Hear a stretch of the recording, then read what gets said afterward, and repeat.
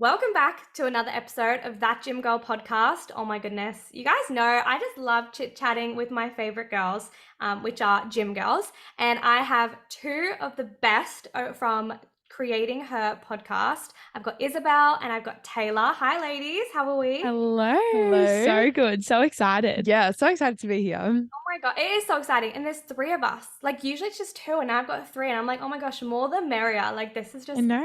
such a vibe. I mean, we've just completed a podcast over on their channel as well. So if you guys are, wanting more of me or wanting more of them, please, before we even start, make sure you check out their podcast. Now, we're going to dive in. And when I met you guys or like saw you guys on socials, the first thing that came to my mind was this whole like new era, because I did a bit of stalking, as I usually do. I always stalk my guests. And I Yep. noticed there was a few trends or themes where you guys had restarted things or started new phases of your own journey. And so I'd love to like just dive into this today. But firstly, all right, we'll start with you, Isabel. Could you give like a bit of a background, who you are, very, very short. Like I know you've got a long life, and if you guys want to hear all about it, check out their episode 1. That's got all the deets and things. But just like a quick run through of who you are and what you do. Yeah, so I guess I kind of started out my journey as I've always been pretty interested in like personal development, finding my best self, I guess, constantly improving. That's just something I've always kind of just been naturally I guess interested in. And just moving through like high school and stuff, I went through like a little bit of, I guess, a rough period at home. And I guess that kind of shaped my love for personal development even more. Started getting into the gym, started my wellness Instagram, which is how I met Taylor. And yeah, I just love like all things self-care. I mean, creating her kind of speaks for itself, like creating the best version of ourselves. And yeah, that's me pretty much. I love that. And I love the name. When I saw your guys' name, I was like, wow, that is so like powerful. So yeah, whoever came up with that, super It That creative. was was me. Isabel. Yeah. Yeah, I was pretty proud of myself. You should be. It's such a vibe. Now, Taylor, could you do like a similar run through who you are and kind of what you do as well? Yeah, of course. So I'm a mindset coach. I started up my Instagram about 6 months ago. And I really just work with girls, helping them to become the best versions of themselves, to overcome mindset blocks, improve their health, everything like that. In terms of my journey, mine really started towards actually at the start of lockdown. And it really started with a health journey in terms of getting into a better health space, losing a bit of weight, like really prioritizing myself. And then from there, it moved into the whole mindset and really personal development. And now I just am so passionate about, like, I think the power that you have to change your life just through working on your mindset is really, really big. So I'm just really passionate about sharing that with everyone else in my life, online, offline, because I think it can completely change, the trajectory of your life. Yeah, your mind is so powerful. Honestly, Mhm. like I feel like we underestimate the power at which our mind influences every aspect of who we are, how we show up, whether or not you're going to have a good day or a bad day is actually coming down to the mindset and the mental state you're in. I'd love to kind of start this off with saying that we are going to be chatting about their new era, and we're going to be kind of touching on the old you and the old phases that you went through and how you changed that in order to be on the path you're on now, which is just so exciting. And you guys have your own businesses and socials and pod, and it's just wild. And so I'd love to start with you, Isabel. I know you chatted a little bit about the hard personal things that you experienced. What would Yeah. you say has been a huge lesson for you, or even just a big life lesson that you've acquired from these experiences? Well, I think just to give like a short little snippet of what it was basically just like a lot of conflict in my home environment when I was growing up in my like late teenage years. And I think that that can really affect a person. And I think one of the biggest life lessons I learned, I'll kind of break it into two parts. One is that like the hard shit that you go through is usually going to actually create like a massive breakthrough for you. I feel like I would not be interested in all the things that I'm interested in if I hadn't have gone through that. And then the second thing, I guess, is just that sometimes we can get so caught up in like needing to reach a certain destination to achieve like happiness and inner peace and all of that. But honestly, like when I was in that home environment where like it was just constant conflict, constant, like, you know, just not a good place to be, I kind of used meditation and self-care and all those kind of things to just fill up my cup. And I think I realized that that was so powerful beyond all the materialistic things and all the money and all the things you buy. Absolutely. I think having something that you can come back to that centers yourself and makes yourself feel, I guess, in those environments safe. Like I know with my Yeah. personal, I haven't shared really much of this in the pod, but I have had an experience in my adult or kind of late teen years where it was hard and there was family things that I was moving through. And I think having a place that is safe and you can come back to, whether it is, working out at the gym or if it is, your mindfulness or meditation, or if you're a bit younger, maybe school or sports, is so important because you get to create a hub or a home for yourself. And I love that. And I love that, meditation was so big for you. How, if somebody's, listening to this, they might be going through something similar. How would they even start with the whole meditation mindfulness thing? What would they even, a small thing they could do? Well, honestly, like when I was in that home situation in that house when, you know, things were going not so great, I literally just downloaded this app called Bloom app. It's by Chloe Zepp. I don't know if you know her. I know that name. I know that name. Yeah, it's like Mitchell Orville and Chloe Zepp. And Chloe Zepp came out with this app at the time called Bloom app. And like every day there was these, it was honestly like such a short thing. There were these really short little activities. There was like a 5-minute meditation. Still to this day, like I'm not a great meditator. I'll just do like short little guided meditations. And there was like just these little affirmations, just these different activities you can do. Bloom apps are actually a really good one if you are looking for a place to start.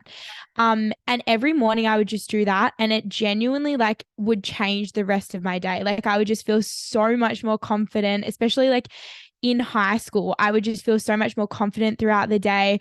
I would feel more present. Like it really just changed my whole life with these tiny little small changes in my morning. And I think it's really just about like starting small, because any goal that you have can seem really overwhelming, or any like lifestyle change that you want to make. But then when you can just take it down to that one small thing that you can do right now, then it just kind of grows from there. Yeah, 100%.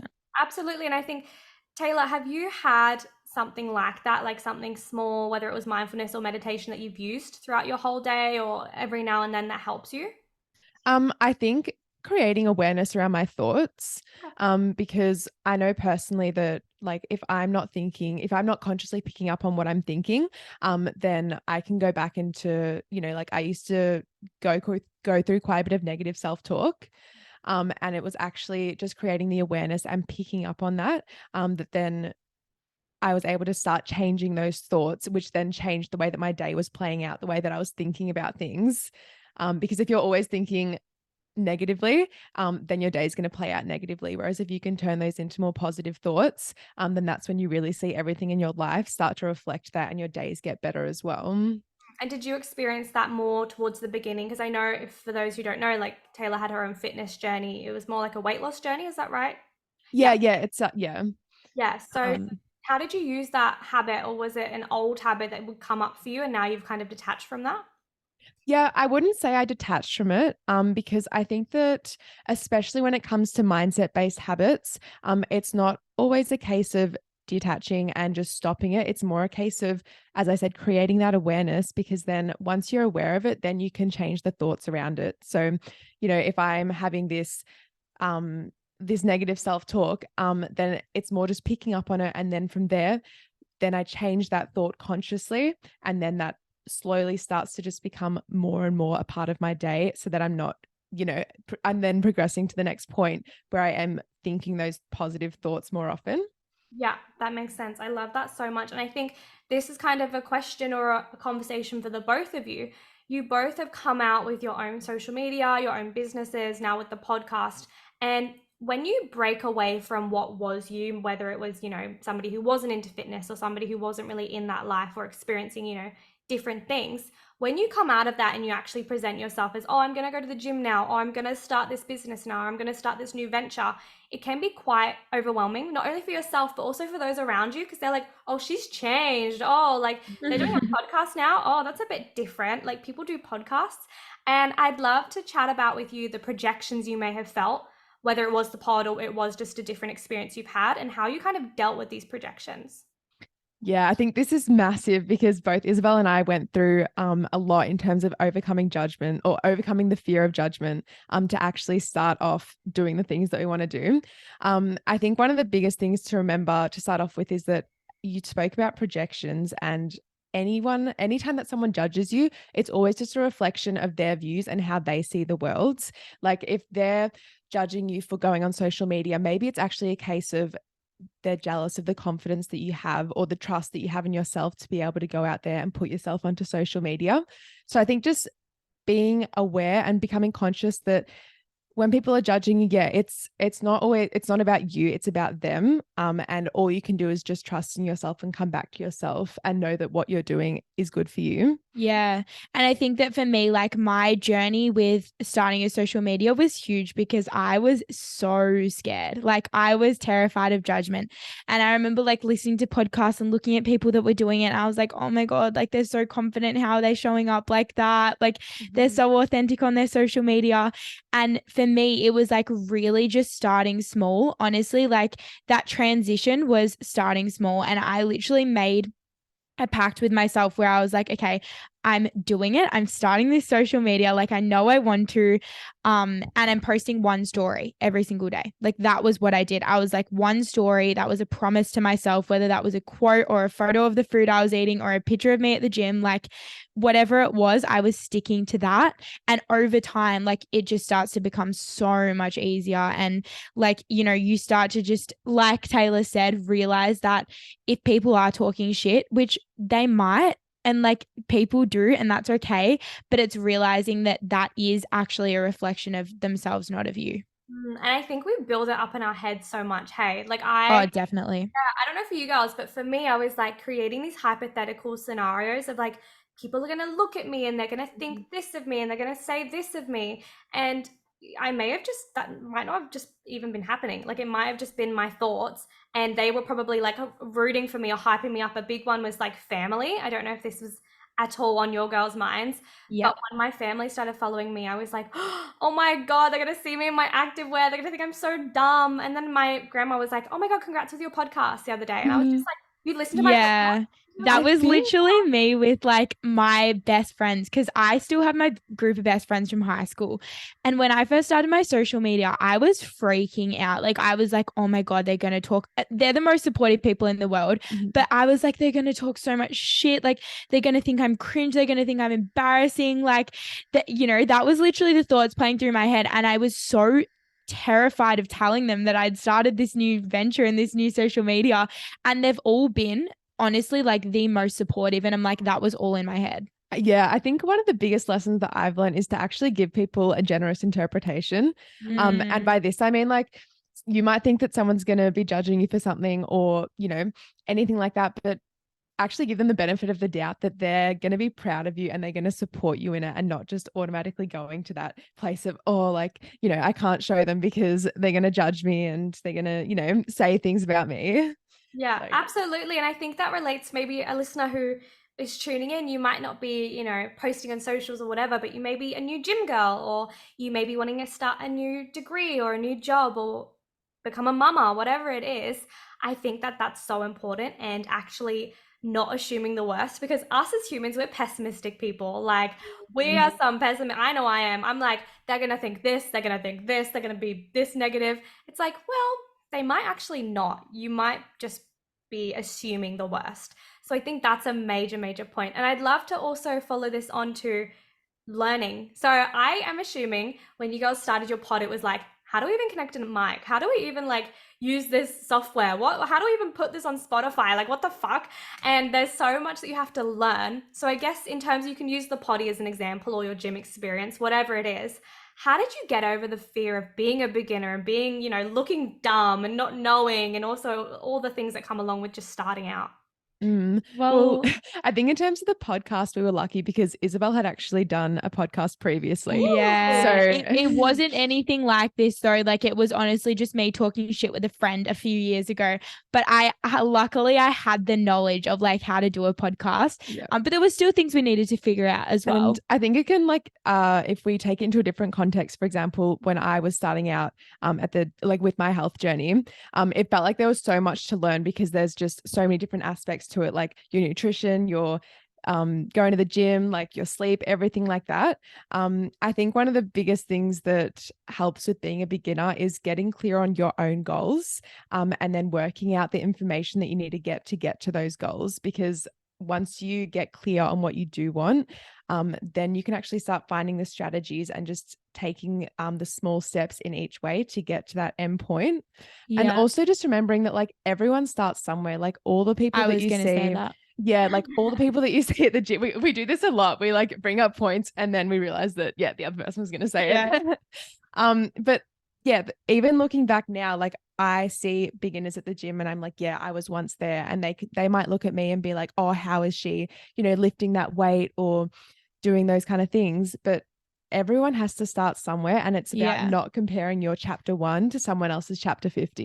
Yeah, like I was talking to one of my mentors like a while back. I worked with her for honestly only a short time, but I remember saying to her like, I'm so scared of like doing all this stuff and putting myself out there when I only have like, let's just say a few hundred Instagram followers because I'm so new to the scene and I'm doing all this stuff for the first time. And she was like, the one thing you really have to focus on and really remember is that every single person starts somewhere. Like, and the thing that I would say as well is like every person that has a really big successful brand or business, every person that has a lot of money, every person that's really fit in the gym, like they have all started from day one, like where they had no muscle, no money, no nothing, and they've slowly built their way up. Absolutely, absolutely. And I think that I'd love to know, Taylor, did you experience any gym anxiety or any kind of similar feeling to that when you started out? Yeah, a lot of my anxiety was more self-induced than anything else. Like I am quite a perfectionist, so I actually really had to get over that aspect of perfectionism and having to be the best and having to know everything. And that's probably where my main, I guess, anxiety came up, because I would worry that I was doing something and I wasn't doing it perfectly. So if I wasn't doing it perfectly, what was the point in doing it, Yes. Um, I yeah. literally just made a whole reel about this because it's like so profound. How did you get over that or Oh through my that? gosh. I think it's just really appreciating the journey and like actually enjoying making mistakes and being a beginner. Like it's almost, you want to think about yourself at the end of your journey and know that you did put in the work and you did overcome these things to get there. Like if you just automatically made it to that end point, if you were just automatically squatting 100 kilos, like it wouldn't actually feel good, because you don't have the memory of putting in the work for it, of perfecting your technique and doing all these small things to get there. So I think that if you want to drop the perfectionism, then just really focus on trying to enjoy the journey and trying to enjoy making mistakes, because then you can learn and grow from there. Yeah. Isabel, did you have anything that you've experienced in terms of perfectionism that you wanted to add? Oh, Taylor would know I'm the biggest perfectionist. Like Really? honestly, when it comes not in the gym so much, but when it comes to like our podcast and like it's so funny because I'm such a perfectionist. Like we'll go on Canva and we'll make these posts for our podcast and stuff. And I'll be like to Taylor, that font isn't like, no, like I don't, I'm not approving of that. And I think there's one degree, which is like, I just want the podcast and everything to be the best that it possibly can and to look the best that it possibly can. But on the other side, I think that it's a bit over the top perfectionism. But I think for me, it's just, it's realizing the same thing. It's like we're doing the best that we can, but like there's a certain point where you're not going to be perfect. And like as long as you're, genuinely trying, like putting in like everything you can to make it could be in the gym, it could be with your business, it could be anything, but like, it's never going to be 100% perfect. Absolutely. And it's so funny you say that because I'm the complete opposite. I literally started the pod and I was like, Oh, my audio's a bit crap, but I actually right. Oh. See, that's so funny because I feel like I've gone from where Isabel was to like a lot closer to where you Yeah. are in terms of like that shift in perfectionism. And it's really funny to see like it can work either way. It's more just like making sure that you're not letting it stop you from starting. Exactly, exactly. If you guys listen to Gary Vee's podcast, his audio is fucking shit. It is so Oh, really? bad, but he's got like a bajillion people that listen. He always gets comments like, "Your audio sounds a bit bad today, man." Like, it's That's fine. and it's so funny because he's like a multi-billionaire and he's still like, yeah, it doesn't matter.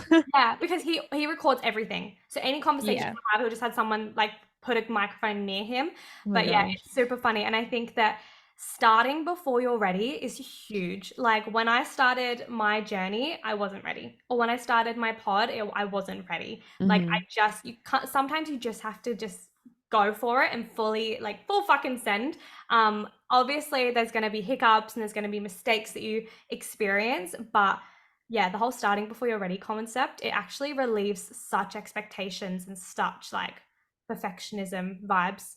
Yeah. And 'Cause- like, talking about starting before we're ready, me and Taylor, I think like the third time or the fourth time we met was the time where we filmed our first podcast episode. Like Mhm. we literally met each other.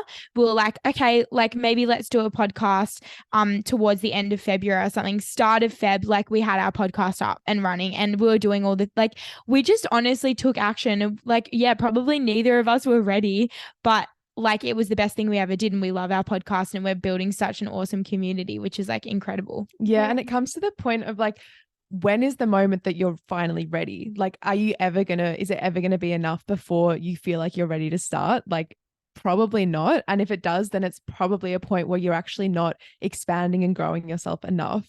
So I think when you're starting before you're ready, like you want to try and push to the edge of your growth zone, not so far out that it's actually really uncomfortable and it is too far.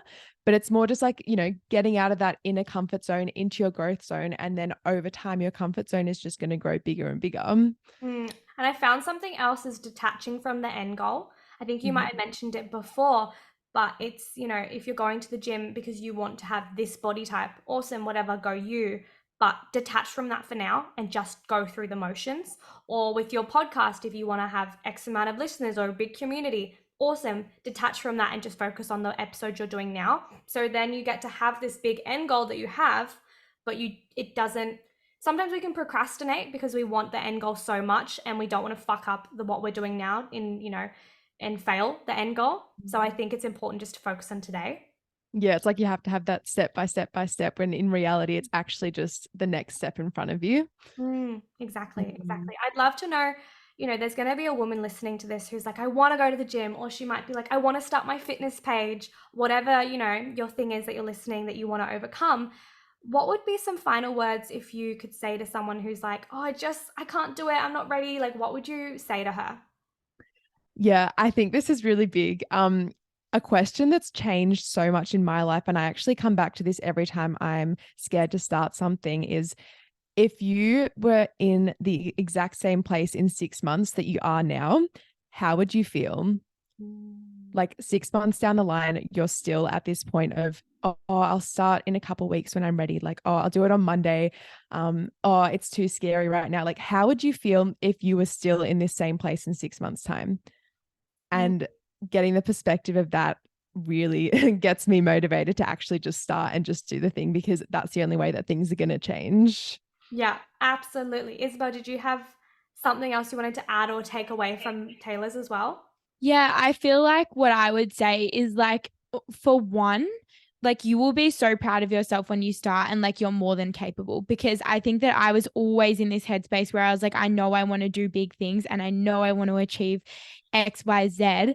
But I was like, I was that girl that was terrified and like literally didn't want to start. And I didn't know how. Like I genuinely didn't know how.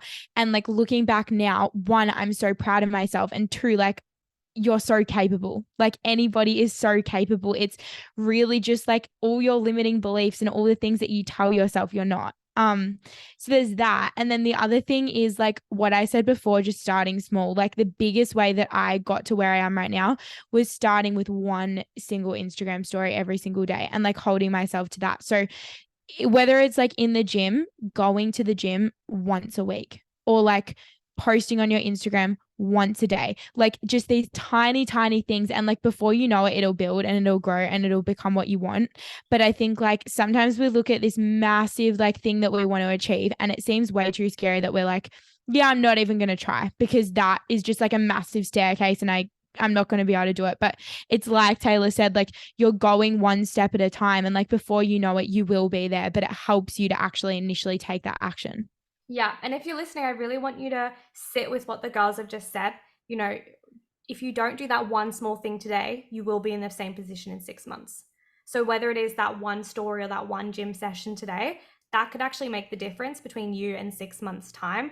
And I would hate to literally be in the same position in 6 months. Yeah, this position's cool, but you're not even moving forward. You're literally just swimming in a fucking circle. And like there's no evolution. Exactly.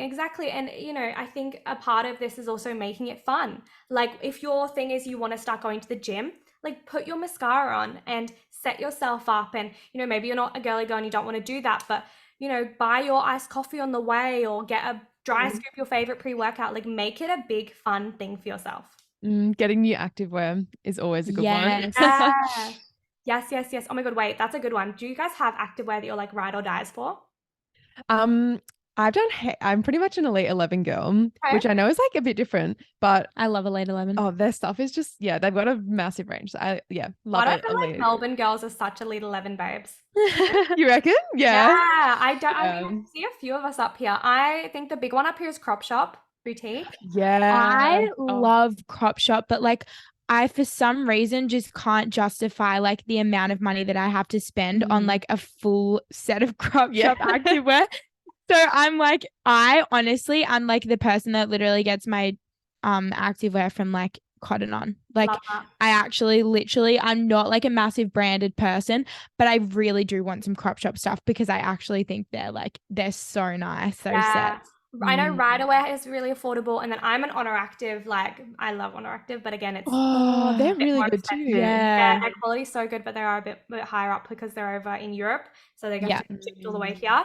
That's Chrissy Chella, isn't it? Oh my God, I love her so much. Oh my God, the goal, bitches. Like girls, my goal is Chrissy Chella. If I can get her on this podcast, I would keel over and be deceased. Oh my God, that would be so good. That would be like, yeah, you'd be like, I can die happy now. Yeah. So if you're listening, Chrissy, like hit me up, babe. Chrissy, like, where are you at? Like maybe she's like a regular listener. Like you never know. She can get out there. So like you need to slide in my DMs real fast. Yeah, like Chrissy, if you want to come on ours too, like that's fine. Yeah, watch me make a reel about this and be like at Chrissy Chella. I'll tag you, babes. I'll be like, yeah, okay, we'll see you in Australia. We'll do like a triple podcast collab. Yeah, the four of us. Four. Awesome. Yeah. I'm sure Chrissy's down. She went to Magic Mike. She's so down. Oh, there you go. Stop it. Okay, well, that kind of comes to the end of our ridiculous podcast, ending with a foursome with Chrissy Chella. I'm sure she's going to love that. But thank you girls so much. You guys are just absolute beautiful human beings and you just radiate positivity. And if you guys want to listen to more, please check out their podcast, Creating Her. And social medias, could you hype yourself up for a sec? Social media, we have the Creating Her podcast. Obviously, then I'm Well with Isabel on Instagram. And I'm Taylor Rose with 2 T's and 2 E's. Just to make it hard, just to make it confusing. I'm just straight Well with Isabel. I'm the easy one. Sorry, Instagram took my name. I'll link all of their deets down below. But I hope you beautiful ladies have a lovely day. And thank you so much for coming on. Amazing. Thank you so much for having us.